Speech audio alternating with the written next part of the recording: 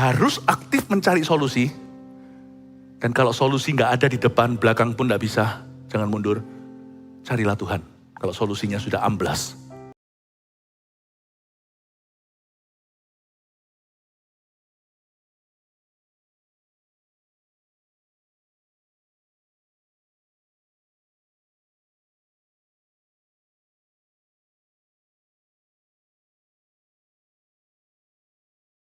Maka Tuhan akan memberikan apa yang diinginkan oleh hatimu. Hati yang gembira. Tapi ini sepanjang hari. Anda ketinggalan 2 di ibadah ini. Tolong disusul ya ketinggalannya. Ibadah 1 damai dengan Allah dan dengan diri sendiri. Lalu harus punya keyakinan pada Tuhan. Sekarang kita memasuki ibadah yang sekarang ini namanya cari solusi dan tidak asumsi. Nah supaya kita gembira, tangkap rubah-rubah kecilnya. Jangan jadi orang yang selalu penasaran dan asumsi doang, dikit-dikit pasti begini, pasti begitu. Jangan sok tahu. Sukacita itu harus ada ditemukan di hati orang yang bersih. Hati orang itu yang percaya, hati orang yang positif. Bukan positive thinking loh ya. Positifnya firman. Mari kita buka sama-sama 1 Tesalonika pasal yang ketiga. Cari solusi dan tidak asumsi kalau mau gembira. Kabar baik yang dibawa oleh Timotius, judul di Alkitab begitu, di LAI, Lembaga Alkitab Indonesia yang ada di tangan kita. Tapi saya kasih sedikit background atau latar belakangnya. Surat Tesalonika ini kemungkinan besar adalah surat pertamanya Paulus kepada orang-orang Kristen di Eropa. Yaitu gereja-gereja yang beliau rintis. Tapi Paulus, masa pelayanan di Tesalonika prematur pergi. Karena 3 minggu, 3 kali hari Sabat akhir pekan, Paulus diusir keluar dari kota itu oleh oposisi.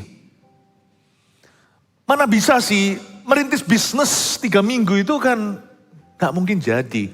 Merintis gereja apalagi, itu relationship soalnya hubungan. Belum matang, ini semua bayi rohani, siapa pendetanya di sana. Ya. Paulus pergi ke situ sama Silvanus.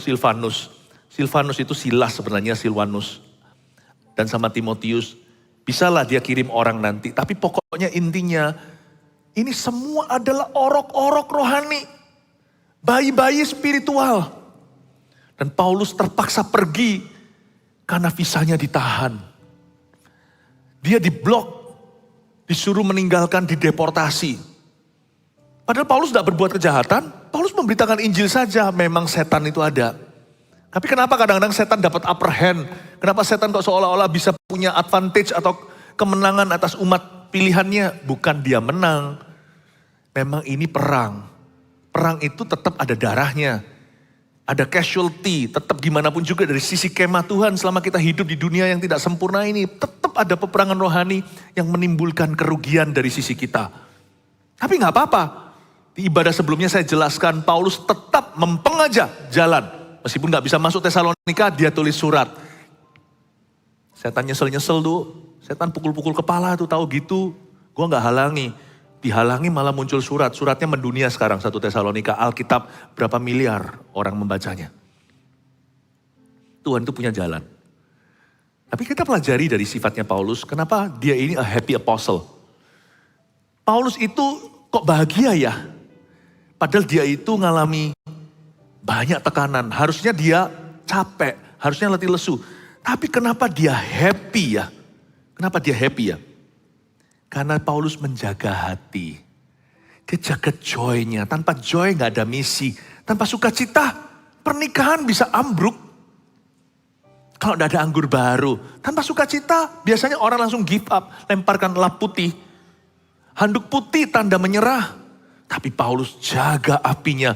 Give me oil in my lamp to keep me burning. Give me oil in my lamp, I pray. Give me oil in my lamp to keep me burning. Keep me burning till the break of day. Come on and see. Berikan kepadaku minyak di lampu akan menyala terus sampai malam. Sampai matahari terbenam. Paulus jaga sukacitanya. Do you keep your joy? Ada satu komoditas yang kalau tercuri susah diganti, sukacita. Emas dicuri orang masih bisa beli lagi kalau kita kerja dan diberkati. Hubungan pun masih bisa nanti pulih. Sukacita hilang. Habislah kekuatanmu. Tidak ada kekuatan Tuhan di dalam dirimu. Do you have the joy of the Lord? Jangan dicuri. Paulus jaga itu. Nah sekarang saya tunjukkan kepada Anda gimana dia jaga. Ternyata jaga sukacita itu lebih alami daripada yang kita kira. Beberapa kebiasaan buruk yang sembunyi di balik dinding hati itu harus dimunculkan ke permukaan dan dibuang jauh-jauh. Salah satunya adalah hati yang penasaran, tidak berbuat apa-apa. Jangan pasif, karena itu budaya timur, budaya Indonesia salah satu yang kurang bagus. Banyak budaya yang bagus dari bangsa kita. Ramah, friendly, hospitality. Tetapi yang gak bagus itu yang malu-malu, yang pasif. Pasif itu gak bagus. Ternyata orang pasif itu biasanya kecuri sukacitanya. Mari kita baca, Paulus kan tertendang keluar, dia penasaran kan, gimana keadaan rohani bayi-bayi rohani yang Tuhan percayakan. 3 pekan dia di sana. Ayat 1, kami tidak dapat tahan lagi. Pernah gak ngerasa gak tahan? Perasaan kita, kami gak tahan lagi. Karena itu kami mengambil keputusan tinggal seorang diri di Athena. Lalu kami mengirim Timotius, saudara yang bekerja dengan kami untuk Allah dalam pemberitaan Injil Kristus, untuk menguatkan hatimu dan menasihatkan kamu tentang imanmu. Supaya jangan ada orang yang goyang imannya karena kesusahan-kesusahan ini. Kamu sendiri tahu bahwa kita tidak ditentukan untuk itu. Saya belum lama melepaskan anak kedua sekolah di luar negeri. Antarkan dia. Sebagai orang tua ya, kalau anak itu jauh, misalnya kita dengar sakit gitu. Kami tidak tahan lagi, itu saya bisa ngerti. Itu seperti sakit bersalin. Kami tidak dapat tahan lagi. Makanya itu setiap kali kalau kita kirim anak sekolah, jikalau anak sekolah jauh dari papa mamanya, luar kota, luar pulau atau luar negeri, selalu yang paling penting 2 hal saya tekankan. 1, ya dia harus dapat satu tempat sekolah yang sesuai. 2, dia harus punya keluarga rohani di situ. Kalau sudah tahu mereka berada di tangan yang tepat, ada hamba Tuhan, ada saudara seiman, makanya itu cari gereja. Itu sama pentingnya dengan cari sekolah. Itu penting sekali. Saya sebagai anak muda tahu, saya itu dulu pun hidupnya di luar negeri. Saya tahu betapa mudah rusaknya, buat apa kita pinter, otaknya Harvard. Tapi kalau nanti kita bobrok moral, hancurnya di rumah tangga dan spiritual. Itu kan kita tenang. Paulus gak bisa itu. Paulus zaman dulu belum ada internet. Belum ada DM ya. Gak ada direct message. Gak ada nanti chatting lewat aplikasi. Paulus sekali cut off 3 pekan di situ, yang tertendang keluar 3 Paulusnya. Tapi untung yang di blacklist hanya dia saja. Silwanus masih oke, Timotius juga masih bisa. Buktinya ketika dia penasaran, kami gak dapat tahan lagi. Bayangin kalau Anda melahirkan bayi, lalu habis 3 minggu Anda harus tinggalkan bayi itu jauh dan Anda gak bisa ketemu. Mama gimana perasaannya? Gak tahan kan? Anakku gimana? How is my child? Pastilah. Ini Paulus sekalipun dia laki-laki tapi secara rohani tidak kenal jenis kelamin. Paulus itu keibuan dalam hal ini. Dia merasa barusan melahirkan. Roh Kudus melahirkan baru, lalu habis itu bye-bye sudah, cut off, gak bisa ketemu. Gak ada internet, gak bisa FaceTime, gak bisa video call, gak bisa chatting, gak bisa sama sekali ini dan itu. Gelisah dia. Pernahkah Anda ditemukan dalam suatu suasana atau situasi hidup di mana you seem to be able to do nothing about it. Anda rasanya gak bisa apa-apa. Anda menemukan dirimu di dalam suatu keadaan di mana seolah-olah tidak ada satu hal apapun yang Anda bisa lakukan. Don't believe that feeling. Selalu ada sesuatu yang bisa Anda lakukan. Jangan percaya perasaan itu. Perasaan itu menipu. Dan di dalam dada orang yang pasif, perasaan seperti itu subur untuk menjadikan lumpuh. Percayalah dalam Kristus selalu ada jalan. Katakan amin. Gak tentu jalan keluar, pasti ada jalan. Gak ada yang namanya jalan buntu dalam Tuhan. Tuhan itu namanya jalan kok. Akulah jalan. Tuhan itu namanya jalan. Kalau Anda kenalan sama saya, halo nama saya Philip. Saya Philip, itu berarti saya Philip Mantova. Kalau Yesus berkata akulah jalan, itu berarti saya jalan. Namanya Yesus itu jalan. Gak mungkin gak ada jalan. Dia buka jalan di mana tidak ada jalan. Gak mungkin. Bahkan orang Kristen zaman perjanjian baru, sebelum Antioquia, mereka tidak disebut Kristen. Nantinya, ketika kekristenan menyebar ke luar negeri, bukan di Israel saja, baru namanya Kristen. Tapi sebelumnya mereka disebut the way atau Itu loh orang itu loh. Mereka itu loh kelompok orang-orang itu yang dinamakan Sang Jalan. Kita dulu itu julukannya adalah jalan sebelum kita disebut Kristiani. Orang Kristen gak ada jalan, gak mungkin. Kristen itu jalan. Cuman jalan keluarnya tidak tentu seperti yang kita harapkan. Makanya itu kita pelajari ketika Paulus tahan. Dia gak tahan lagi. Gimana nih bayi rohani kayak ibu. Masih nyusu tuh anak, masih asik tiba-tiba putus begitu. Ya, minta misalnya bencana alam. Atau ada musibah lalu terpisah dengan bayi yang masih menyusu di dada. Gimana rasanya? Tapi Paulus tidak pernah kehabisan jalan. Dia adalah seorang rasul dan orang Kristen yang selalu solution thinking. Mari kita terapkan, punya pikiran solusi, jangan mudah frustrasi, jangan gampang menyerah. Dan juga jangan jadi orang yang suka salah-salahkan keadaan. Diam dulu dan ketahuilah bahwa dia adalah Allah. Lalu tanya sama Tuhan, minta hikmat. Kalau doa belum dapat jawaban, siapa bilang kalau doa itu jawabannya dalam doa? Orang yang berdoa jawabannya dalam hidup. Nanti waktu Anda doa tidak dapat apa-apa, Anda keluar nanti tiba-tiba terbuka jalan sendiri. Atau ada ide baru.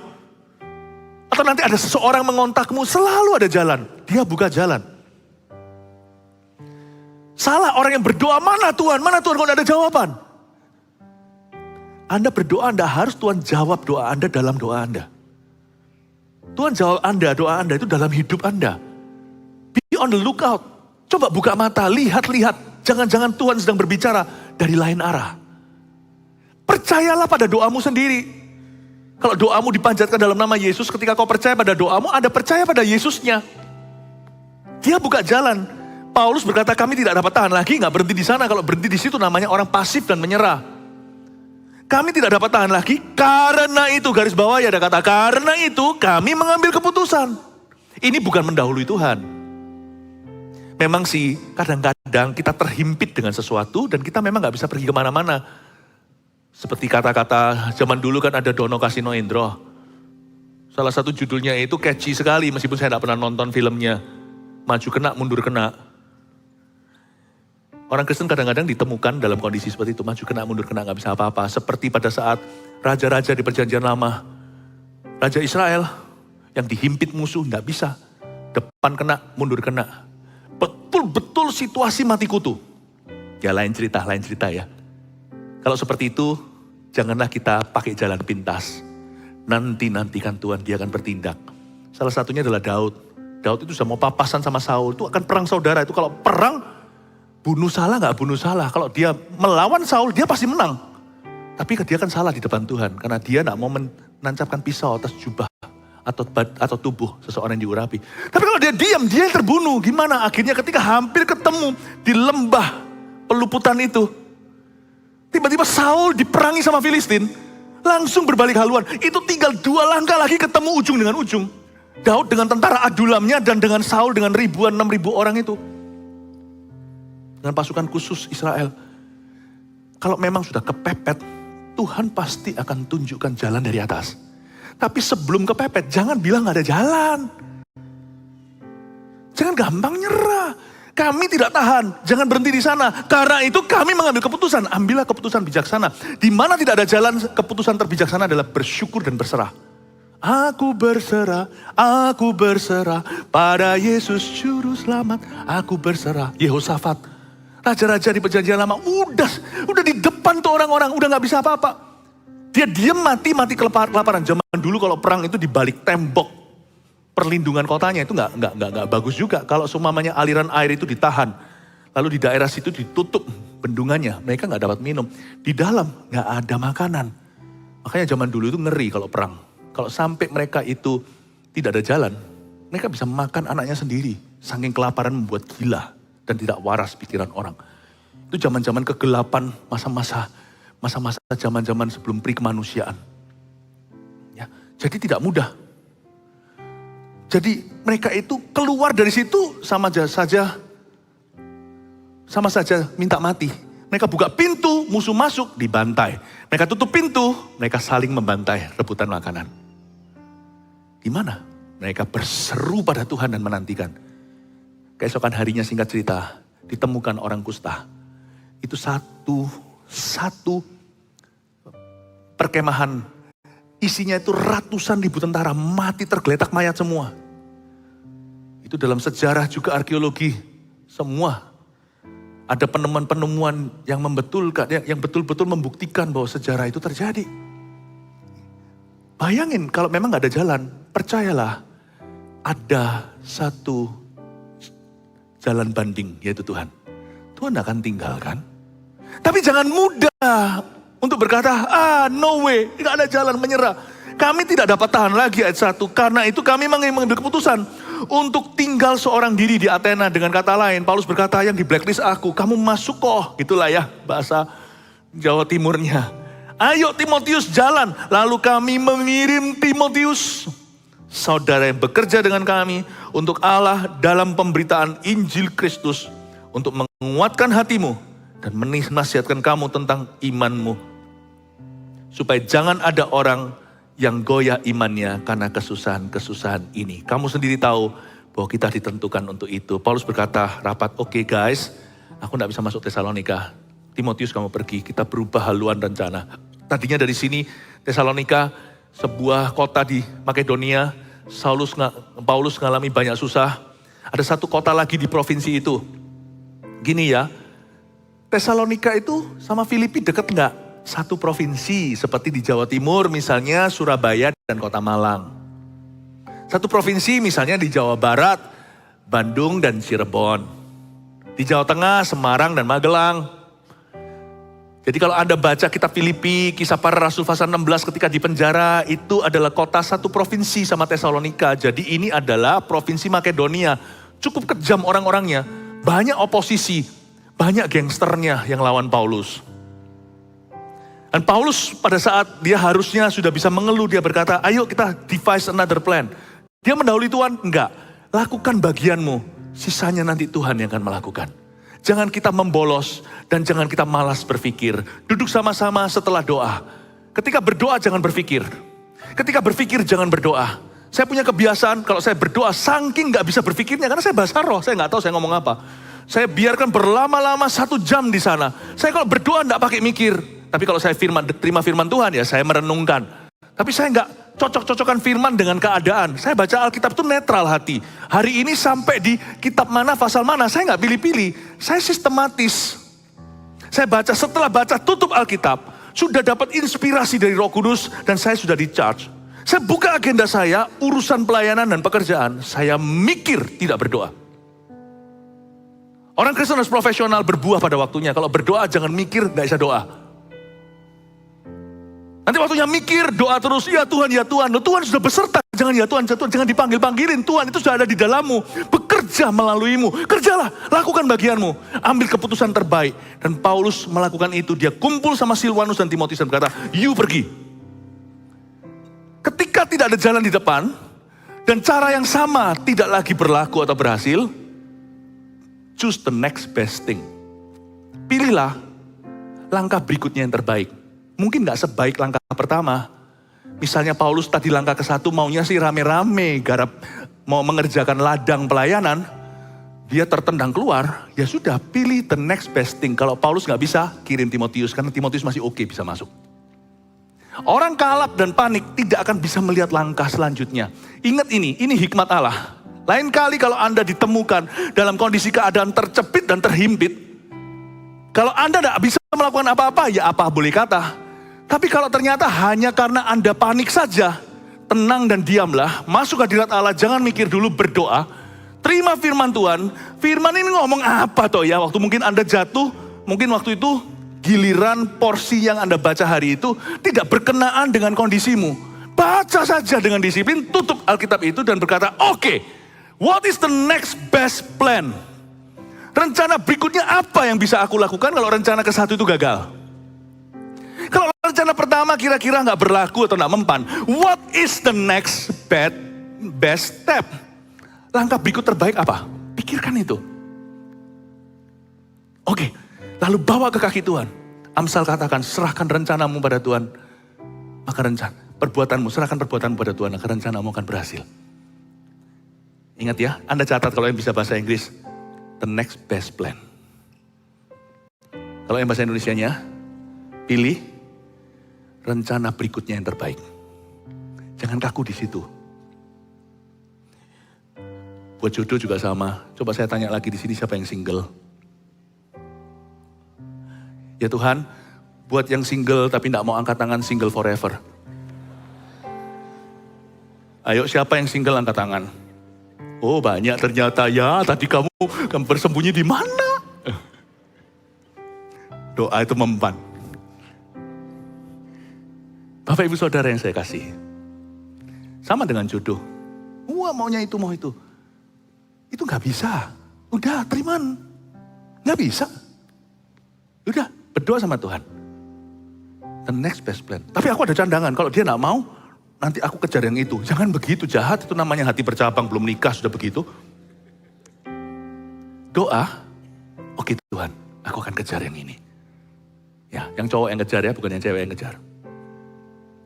Kalau yang bagi yang single misalnya, Anda dengan kaku, patah hati itu mau forever tah? Mau selama-lamanya Anda kecewa, gigi jari kok begitu-gitu, nanti jadi Anda orang picik. Nanti jadi orang yang bujangan, gak apa-apa bujangan selama-lamanya, bujangan itu indah, Anda lengkap. Kalau Anda bersama Kristus, menikah juga lengkap kalau Anda bersatu dengan Kristus. Tapi Anda tidak jadi orang kepahitan. Pekerjaan juga sama, maunya gitu. Ini bukan tentu zaman orang memilih pekerjaan. Ini zaman pekerjaan memilih orang. Asal pekerjaanku halal dan benar, ya Tuhan gak apa-apa. Next best planku ini, ekspektasiku memang gak tercapai. Maunya sih bayaran begini gaji. Tapi untung-untung sekarang, orang S2 aja gak tentu punya kerja. Tuhan terima kasih. Always choose the next best plan. Jangan jadi orang yang kepahitan, kecewa, lalu berkata, mana ada Tuhan. Gak tentu keputusan itu turun dari sorga dalam bentuk malaikat turun. Gabriel berkata, kadang-kadang it's just one decision away. Ada satu keputusan yang harus Anda ambil. Kami gak tahan, kata Paulus. Karena itu kami ambil keputusan. Dia gak mendahului Tuhan. Dia bertanggung jawab atas pelayanannya. Choose the next best plan. Coba renungkan, apakah kira-kira rencana berikutnya yang terbaik dalam kehidupan Anda yang Anda belum buat. Dan kalau memang tidak bisa berbuat apa-apa, tidak salahnya untuk berserah kepada Tuhan. Tetap bersyukur. Aku meskipun tetap jalan di tempat, nggak apa-apa. Aku tidak akan mundur. Kalau Anda tidak bisa maju, jangan mundur. Berapa banyak orang Kristen mundur ketika di dalam tekanan. Anak-anak Tuhan yang meninggalkan jalan Tuhan karena dia berada dalam suatu kondisi yang tidak mengenakan. Dia terjepit, terhimpit, nggak bisa berbuat apa-apa. Kalau Anda nggak bisa berbuat apa-apa, ya jangan berbuat sesuatu. Murtad dari jalan Tuhan itu berbuat sesuatu. Mundur itu perbuatan. Meninggalkan jalan Tuhan itu adalah sebuah langkah komitmen. Untuk mundur itu nggak mudah. Buktinya Anda mau mundur, berapa banyak anak-anak Tuhan yang beritahu jangan ya. Jangan please. Mungkin suaminya sendiri, mungkin istrinya. Ayo, papa harus berapi-api lagi bangkit. Untuk mundur itu Anda harus lawan arus. Don't be so committed. Jangan terlalu komitmen kalau mau meninggalkan Tuhan. Tapi komitmenlah pada Tuhan. Kalau Anda tidak bisa berbuat apa-apa, jangan berbuat apa-apa. Berserah. Saya nggak perlu mundur, saya nggak bisa maju, saya tahu. Maju kena, mundur kena, dan I will stay. Ku ingin tetap di sini, menikmati bait-Mu. Aku itu cocok kali. Ku ingin tetap di sini, dan memandang indah wajah-Mu. Wajah Tuhan indah dipandang, wajah kita waktu nyanyi itu mungkin gak indah dipandang. Lumer semuanya, air mata, air hidung semua. Kita hancur-hancuran gak apa-apa, tapi tetap katakan, ku ingin tetap di sini. Mundur aku gak mau. Meskipun aku maju gak bisa. Menikmati bait-Mu.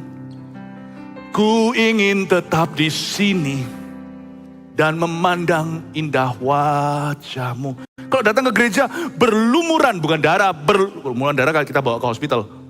Tapi kalau Anda berlumuran air mata datang ke sini, nggak usah peduli. Kalau di sini ada Samuel seperti perjanjian lama yang nggak penuh Roh Kudus, nggak peka. Yang kira Anda gila, nggak waras, komat kami sendiri datang, nggak apa-apa. Datanglah kalau perlu ke sini, nggak usah sisiran. Nggak ada orang yang akan berani menghakimimu selama kami adalah gembalamu. Come here, pray. Dan berkata, Tuhan aku tidak bisa kemana-mana, minggu-mingguku sekarang terhimpit. Aku hanya bisa ke gereja, datanglah ke sini. Pray, rumahku disebut rumah doa. Tidak bisa maju, tidak usah mundur. Temukan dirimu di dalam rumah Tuhan, satu hal yang kuinginkan. diam di rumah Tuhan seumur hidupku, menyaksikan kemurahan Tuhan dan menikmati baitnya dan firman-Nya. Amin Bapak Ibu Saudara. Saya bisa pelajari, kelihatannya 1 Tesalonika hanya surat, tapi waktu saya baca, Paulus ini dalam masalah. Tapi kok bisa dia berkata, kami gak dapat tahan lagi, tapi gak apa-apa, kami ambil keputusan ini. Timotius, go. Ya. Harus aktif mencari solusi, dan kalau solusi gak ada di depan, belakang pun gak bisa, jangan mundur. Carilah Tuhan, kalau solusinya sudah amblas. Amin. Anda diberkati Tuhan? Puji Tuhan. Kita lihat lagi ayat berikutnya.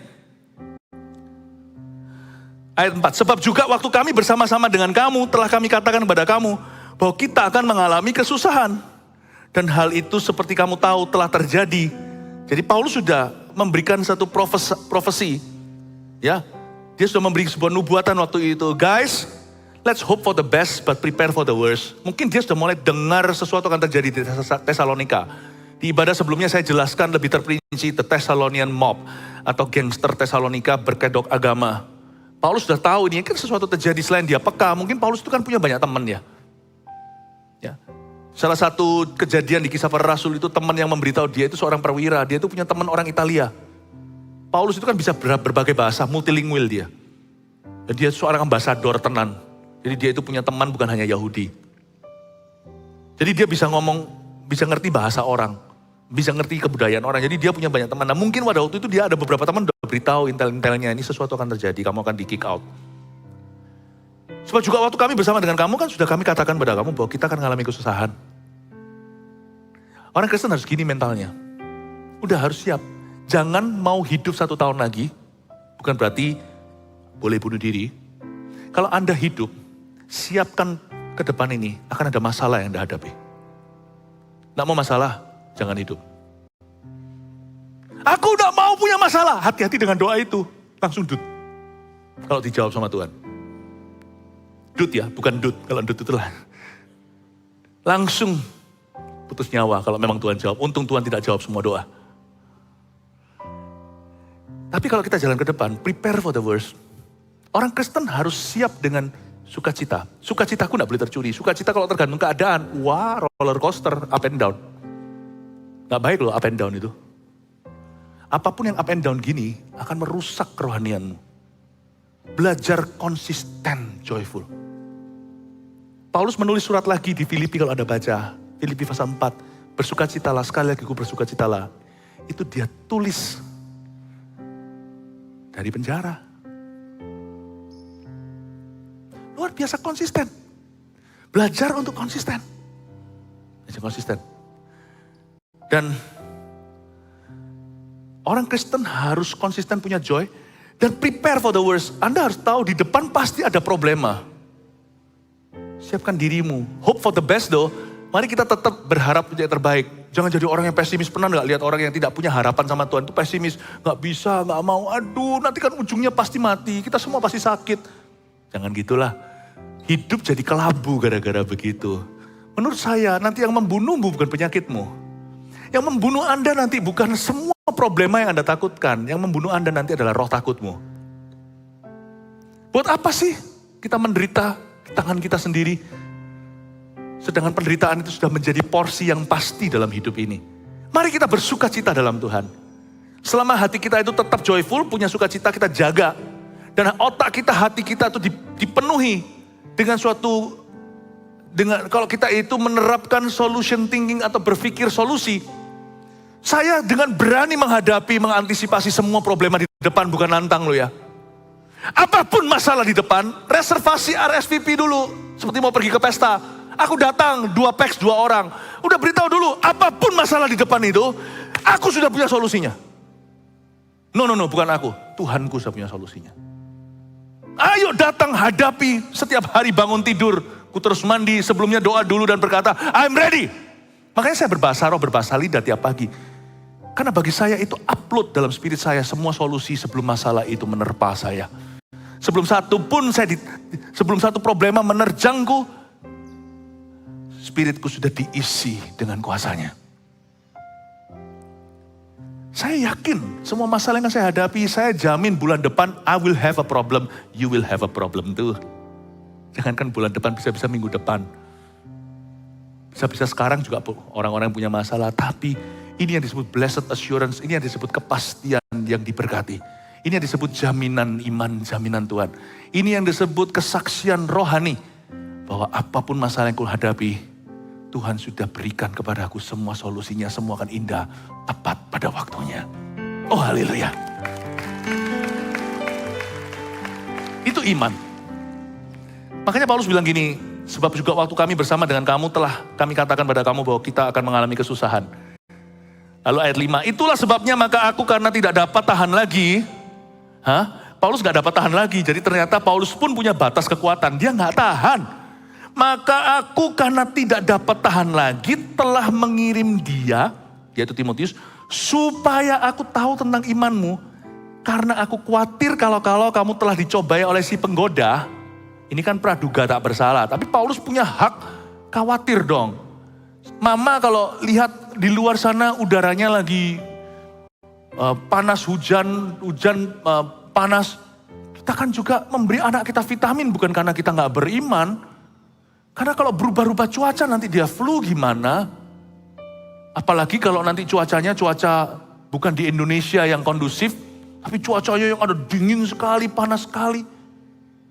Kan gak ada salahnya mama itu khawatir anakku gimana ya, kehujanan gak? Jadi Paulus itu gak tahan, ayat 5 itulah sebabnya maka aku karena tidak dapat tahan lagi telah mengirim dia supaya aku tahu tentang imanmu. Karena aku khawatir kalau kamu telah dicobai oleh si penggoda dan kalau usaha kami menjadi sia-sia. Berhenti di sana. Kadang-kadang kita muluk-muluk memikirkan tentang seorang rasul. Kita kira bahwa Paulus selalu mendengar audible suara Allah. Paulus itu sama gak taunya sama kita. Makanya Alkitab mengajarkan dalam surat tulisannya sendiri di Roma, kita harus hidup oleh iman. Paulus tidak kecuali. Ada instances, ada kejadian-kejadian di mana Tuhan mampir ketemu sama dia, misalnya di kota tertentu, Tuhan beritahu, kamu jangan takut beritakan Injil, aku punya banyak pengikut di kota ini.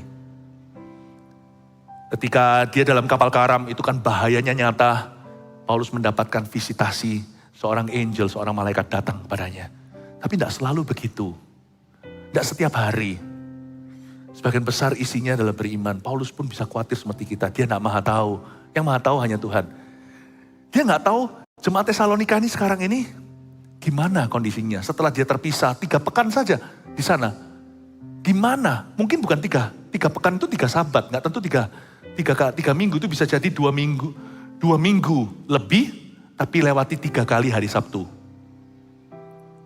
Paulus khawatir kalian gimana karena dia tahu dia banyak musuh. Banyak musuh di Tesalonika, banyak musuh dari Tesalonika yang kejar dia di kota-kota. Dan ini orang-orang toksik sekali. Di pasal sebelumnya tadi saya jelaskan di kebaktian sebelum ini.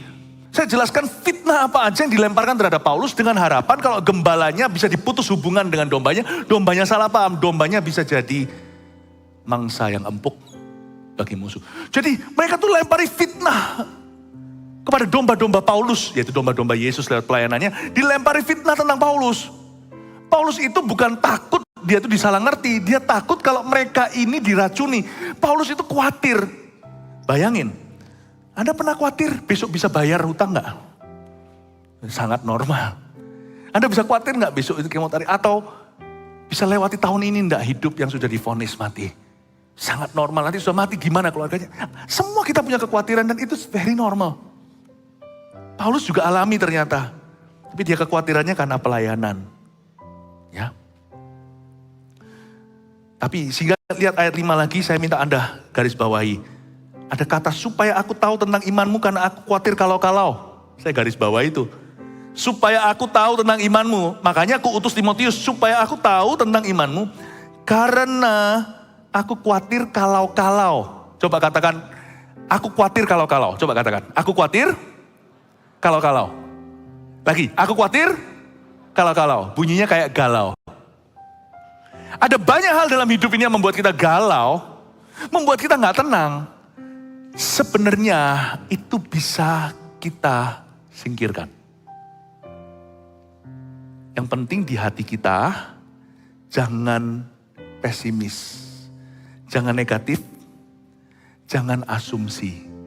Paulus kan thinks of the worst. Dia memikirkan yang terburuk. Mungkin waktu dia tidur, dia kan manusia biasa seperti Elia, seperti kita. Mungkin dia pikir, aduh pasti ini 3 akhir pekan itu yang kami layani sebaik-baiknya satu-satu murtad lagi. Bukan Paulus gak percaya Yesus. Kenapa enggak Tuhan Yesus ngomong sama Paulus? Enggak Paulus, mereka baik-baik saja. Karena buktinya mereka baik-baik saja. Paulus juga punya kekhawatiran dan Tuhan tidak jawab dia. Tapi itulah kesempatan Paulus bertumbuh secara rohani. Dari pengalaman ini nanti kalau Anda lihat ayat berikutnya. Kita baca dulu ya ayat 6. Tetapi sekarang setelah Timotius datang, kembali dari kamu dan membawa kabar yang menggembirakan tentang imanmu dan kasihmu. Dan bahwa kamu selalu menaruh kenang-kenangan yang baik akan kami. Dan ingin untuk berjumpa dengan kami. Seperti kami juga ingin untuk berjumpa dengan kamu. Maka kami juga saudara-saudara dalam segala kesesakan dan kesukaran kami menjadi terhibur oleh kamu dan oleh imanmu. Ternyata banyak hal dalam hidup ini tidak seperti yang kita pikirkan. Paulus pun belajar mengalami pertumbuhan. Paulus pun seperti kita belajar percaya Tuhan pelan-pelan. Hari itu dia diajari sesuatu dan lewat tulisannya kita mengerti. Dia diajari untuk tidak cepat asumsi. Tahu nggak, ada banyak kegalauan di hidup kita itu sebenarnya tidak terbukti. Itu semua hanya kekhawatiran kita yang tidak berfondasi. Dan itu semua hanyalah asumsi. Jangan kerasan tinggal di area abu-abu. Makanya itu kalau ada orang ngomong sama Anda, si ini ngomong gini loh, si ini ngomong gitu. Nggak usah jauh-jauh, sekarang kan zamannya gampang aksesnya. Tanya aja langsung sama yang bersangkutan. Ngapain di-entertain? Ini ngomong begini, ini ngomong gitu, tanya aja langsung. Tapi tanyanya jangan gaya ngelabrak. Juga harus hati-hati dengan roh curiosity atau penasaran. Ada orang itu selalu pemberesan sama orang, padahal gak perlu. Kamu belajar aja tenang dan belajar punya percaya diri. Belajar secure gitu, belajar aman. Gak semua harus di follow up ya. Kalau kita mau tahu pikiran semua orang, jangan-jangan kata firman Tuhan. Nanti Anda akan mendengar hambamu sendiri mengutukimu. Gak usahlah disurvei lah. Kalau sekarang saya survei aja, Anda sekalian di sini, what do you think of me? Jawabannya itu 1001 di sini. Ada yang suka sama saya, ada yang gak suka sama saya. Ada yang kira, wah Pastor Philip jadi berkat buat kami. Sombong sekali orang itu. Ada loh, saya bisa baca. Ini sekarang telinga saya kalau dibuka, saya bisa dengar orang ngomong apa. Ya, ada yang berkata, wah dia diurapi. Ah itu masih sekia, itu masih anak muda. Banyak. You don't have to know everything. But if you must know something, kalau memang Anda perlu tahu sesuatu, carilah tahu dari reliable source. Anda tahu kalau di sosial media, Facebook dan sebagainya, ada centang biru. Anda mau tahu kalau tiba-tiba ada orang pakai akun nama ini, lalu habis itu minta duit, padahal itu orang gak pernah minta. Anda mau tahu gimana, lihat aja verifikasinya, kalau memang itu public figure. Official gak? Saya gak ambil pusing. Saya nggak biasa, saya nggak kerasan dengan area abu-abu. Saya nggak suka dengan bisik-bisik, gerusak-gerusu. Ini kata ini, here says, there says, people say. No. Kalau saya nggak dengar sendiri dari orangnya, saya nggak akan percaya. Hidup saya itu almost zero stress yang ekstra. Saya nggak punya stres yang ekstra. Awet muda di sini. Karena saya tidak tinggal di area galau dan abu-abu. Ada banyak hal yang membuat Anda galau itu nggak terbukti. Selalu cari official site. Ini bukan bicara tentang Facebook. Ini bicara tentang whatever, apapun yang membuat hati Anda gelisah. Si ini bilang begini, si ini begitu. Kalau itu bukan di arenamu, itu urusan Tuhan. Biarkan orang itu urusan Tuhan dan biar Tuhan urusan dengan orang itu. Tapi kalau itu memang berhubungan secara praktis dalam hidup Anda, itu perlu Anda cari tahu. Cari tahu selalu, jangan muter. Kayak orang-orang di budaya timur itu sukanya muter. Langsung aja. Langsung ke sumbernya. Kalau memang perlu loh ya. Jangan karena penasaran, curiosity itu gak baik. Ada orang itu suka penasaran malah justru tersesat dalam pengetahuan. Bukankah salah satu orang yang penasaran, satu couple, satu pasangan, itu jatuh dalam dosa gara-gara itu ngalami kematian Adam dan Hawa. Karena kepingin tahu pengetahuan, buah pengetahuan yang baik dan buruk. Jangan penasaran. Hidup ini singkat, ngapain cari tahu semuanya. Don't be so interested in yourself. Jangan terlalu tertarik pada dirimu sendiri. Udahlah, kita ini bisa ada, bisa enggak. Percaya enggak ya? 100 tahun dari sekarang kita enggak akan diingat. Kalau Tuhan belum datang. Ngapain sih kita pikirin? Dulu orang-orang zaman dulu namanya Smith Wigglesworth. Wah dipakai Tuhan luar biasa. Catherine Coleman. John Sung. ini itu. Lihat sekarang, pendeta-pendeta sekarang yang berbicara kepada jemaatnya. Mereka gak diingat. So don't worry lah. Lama-lama kita juga dilupakan. Yang gak melupakan itu, yang eternal atau yang kekal itu Tuhan. Yang penting kita hidup di hadapan Tuhan. Karena Tuhan yang akan lihat kita sampai surga neraka itu Tuhan. Udah, don't be too interested. Tapi kalau memang Anda harus cari tahu sesuatu, cari tahu dari sumber yang dapat dipercaya. Atau langsung aja ke orangnya. Paulus belajar sesuatu, gak seperti yang gua kira. Saya kira kalian semua murtad. Waktu Timotius datang kembali dan memberitahukan kabar yang menggembirakan bahwa kalian bukan hanya beriman sama Tuhan. Paulus kan khawatir juga. Dia kan pastornya. Kalian sekarang benci aku enggak? Bukan Paulus cari perhatian, bukan. Karena itu penting. Gak ada mama yang melahirkan anaknya kepingin dibenci sama anaknya. Gak ada seorang ayah yang membesarkan anaknya yang ingin dibenci sama anaknya. Paulus berkata, dan kalian semua merindukan kami, ingin berjumpa dengan kami. Wow, jadi dengan kata lain berapa malam aku gak bisa tidur itu percuma dong. Iya, berapa malam aku gak bisa tidur itu asumsi dong. Iya Paulus, berapa minggu itu aku gelisah galau itu. Ternyata sia-sia. Yes. Anda akan terkejut. Ada hal-hal yang membuat Anda stres sampai depresi hari ini itu ternyata tidak terbukti. Cuman cara Anda menghandle kekhawatiran itu salah. Asumsi pasif tidak berbuat apa-apa dipikiri. Mendingan kalau kita dapat sesuatu, aku gak dengar, gak percaya. Kalau sama Tuhan lain, aku gak lihat tetap percaya. Manusia gak bisa dipercaya soalnya. Kalau Tuhan itu gak usah lihat gak percaya. Kalau manusia, kalau aku gak dengar sendiri aku gak percaya. Kok Philip tahu gak sih ini gak suka, dia ngomong gini. Mana orang yang suruh kesini? Ngomong sama saya gak akan benci, saya akan dengar masuknya apa. Kalau enggak, saya gak akan percaya. Hidup saya enak. Siapa di sini mau hidup panjang? Oh, enggak semua angkat tangan, maka mari kita berdoa lagi.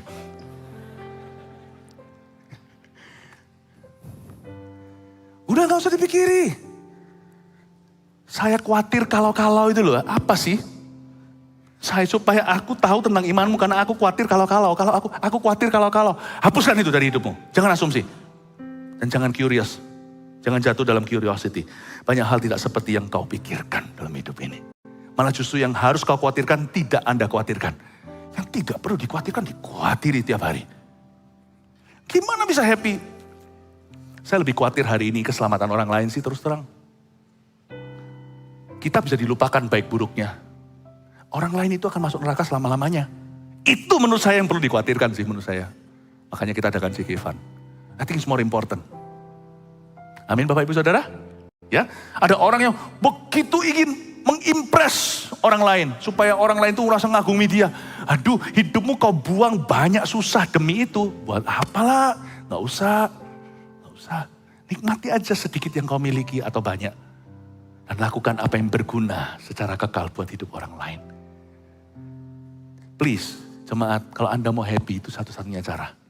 Karena hidup ini semakin hari semakin keruh. Dan kekeruhan itu bukan hanya di dunia.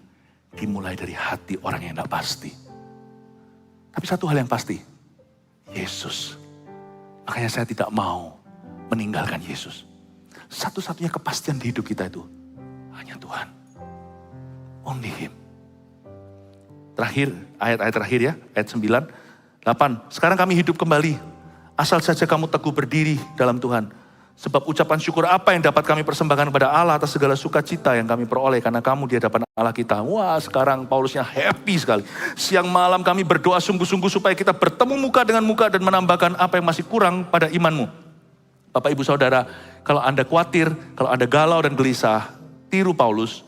Saya tidak ngomong tadi seperti ini merendahkan Paulus, tidak sama sekali, saya nggak berani. Paulus itu kakak sesepuh kita. Dia itu seperti bapak rohaninya gereja-gereja lewat suratnya. Tapi kita bisa belajar dari kelemahannya. Tapi Paulus lakukan sesuatu yang mulia ketika dia khawatir, siang malam kami berdoa sungguh-sungguh. Wow, berdoa sungguh-sungguh, siang malam dia berdoa.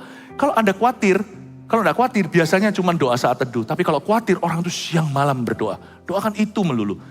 Tapi Tuhan jawab doanya dengan cara yang alami. Ketika diutus Timotius pulang, Rasul Paulus tidak seperti yang kita kira dan takutkan. Mereka fine, baik-baik saja. Ternyata mereka merindukan kita. Oh iya, doanya itu bisa heboh? Jawabannya bisa sederhana. Mungkin ya, apa yang kau doakan itu lebih heboh dari sisimu. Di sisi Tuhan itu gampang. Kita manusia itu suka heboh.